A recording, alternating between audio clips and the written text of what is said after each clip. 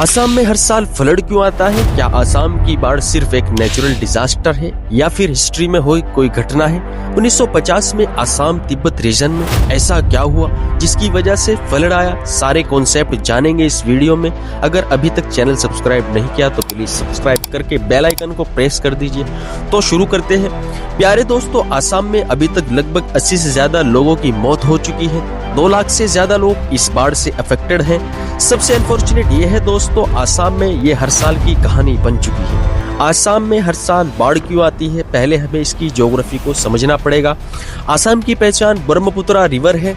ये दुनिया की सबसे ज्यादा सेडिमेंट्स लेकर चलने वाली नदी है। तिब्बत से निकलती है, अरुणाचल प्रदेश से भारत में इंटर करती है और फिर पूरे आसाम को पार करके बांग्लादेश में चली जाती है। यही नदी आसाम की जिंदगी भी है और सबसे बड़ा खतरा भी है। हर साल जून से सितंबर के बीच में मानसून आता है।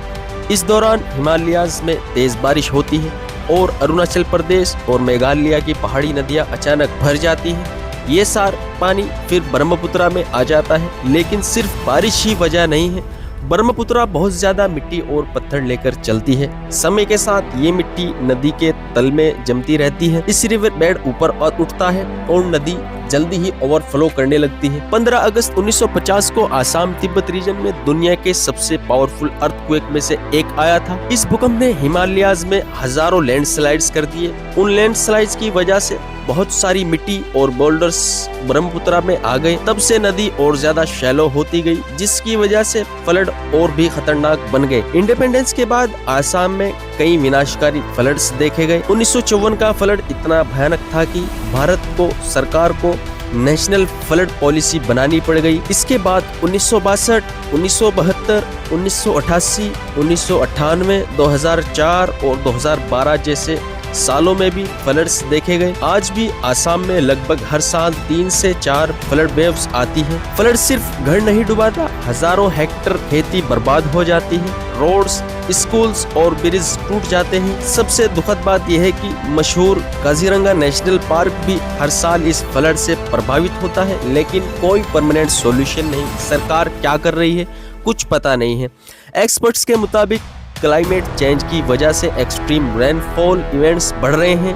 ज्यादा तेज बारिश की वजह से ज्यादा पानी आ जाता है। इसलिए आसाम में फ्लड्स का पैटर्न पहले से भी ज्यादा डेंजरस होते जा रहे हैं। 1954 के बाद एम्बैंकमेंट शुरू हुआ। फ्लड्स फोरकास्टिंग सिस्टम और अर्ली वेविंग सिस्टम भी डेवलप किए गए, लेकिन एक्सपर्ट्स कहते हैं कि सिर्फ एम्बैंकमेंट काफी नहीं है। Long term river management, wetland की प्रोटेक्शन और वाटरशेड कंजर्वेशन भी जरूरी है। आसाम के फ्लड सिर्फ एक नेचुरल डिजास्टर नहीं, ये ज्योग्राफी, हिस्ट्री, क्लाइमेट और ह्यूमन इंटरवेंशन की एक कॉम्प्लेक्स स्टोरी है।